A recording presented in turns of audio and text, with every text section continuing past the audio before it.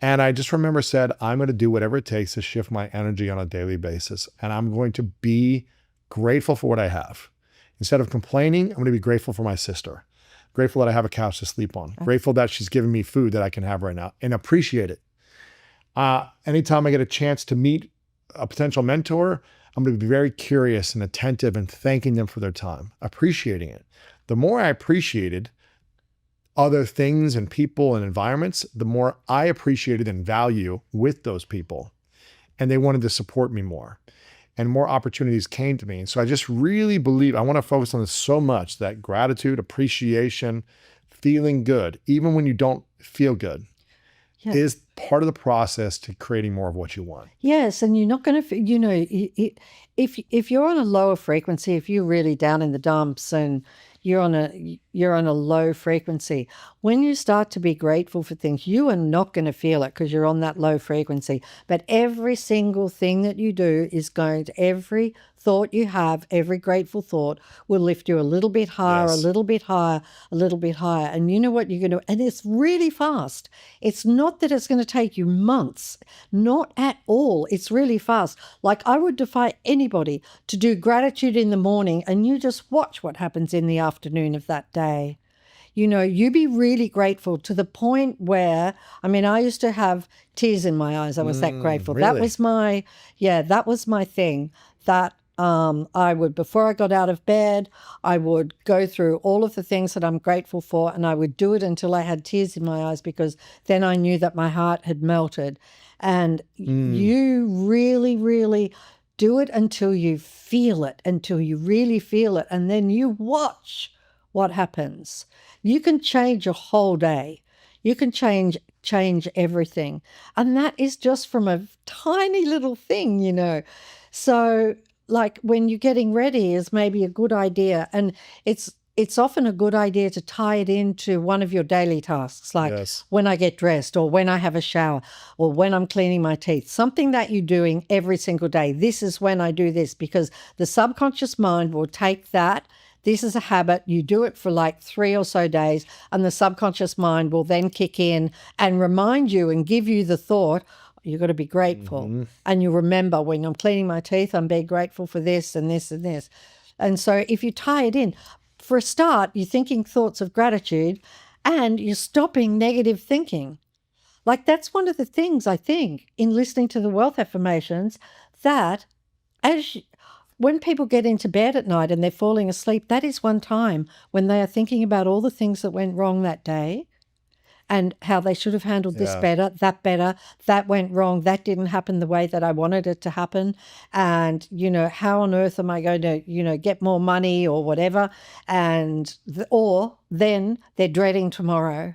So they're going to bed with all of these thoughts of kind of regurgitating everything that happened in that day and then projecting that into the next day.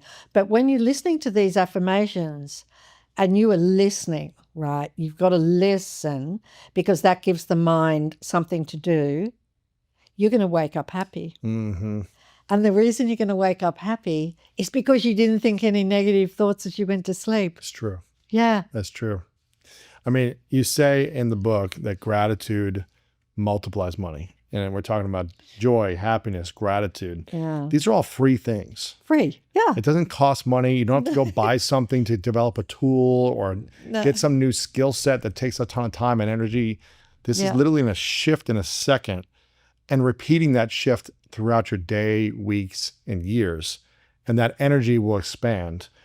There's another part of the book where you say, your wish is my command. What is this process of asking and receiving, and you call it your wish is my command? Okay, because I use an example of Aladdin and the genie. Yeah. And you've got this in the book. Yeah. With a little lamp and money coming out of it, which I like. Yeah. And in Aladdin and the genie in the current story is he gets 3 wishes. But the original story was unlimited wishes, because this was a story that was created to show how life works. Huh. Yeah, and so if you think of universal law, or whatever you want to call it, the law that governs our mind, when you think of that law, that law is governing your mind at all times. So, and it is operating only on one thing, your thought.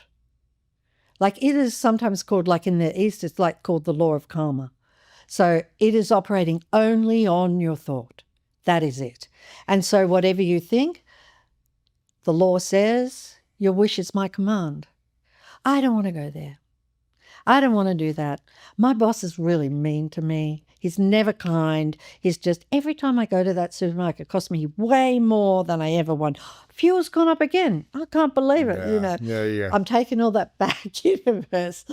I'm very grateful for the fuel. I'm grateful for the supermarket. I'm grateful for all of those things.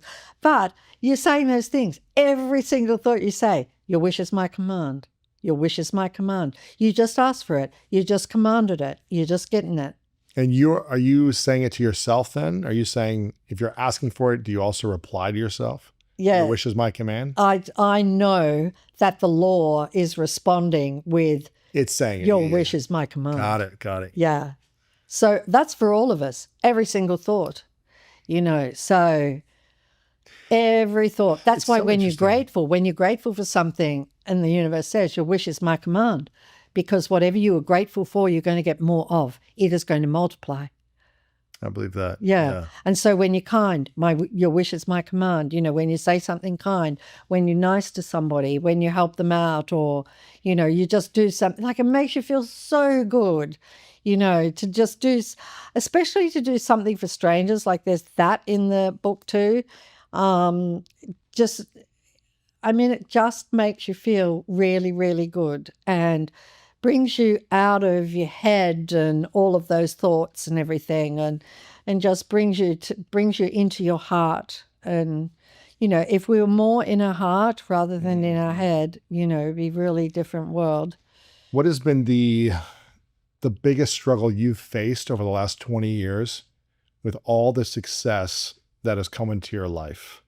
Because it sounds like before The Secret, you weren't as prepared to receive a lot as you are now, because you were struggling. You were getting some wins here and you were growing, but then you were struggling financially, and it was work. It was like a struggle. It sounded like you were able to figure out life in certain ways and accomplish certain goals, but it wasn't like this freedom. Right. What has been the biggest challenge in the last 20 years of having the success that you have through The Secret and the platform you've built that you've had to overcome? Wow. I can think of so many before The Secret, but not as many after The Secret. Because a lot of people think about the weight of gold, the pressure of success, right? The attention, the awareness about you. Right. Now people are coming after you, or now this, or whatever's happening. Oh, okay. Did you have to? Yeah, I had to modify things when The Secret was first released. Really? Yeah, because I would get stopped in the street, but all of that was really beautiful, because it wasn't like I was any celebrity. People were like, my mother gave it to me, and it was so beautiful, telling me everything that had happened in their lives. But if I went out to a restaurant, I'd have a lot of people coming up to me and everything. And but did you ever sabotage or say, wow, this is way too much? Did you ever think, this is way beyond my wildest wishes? It's so much abundance.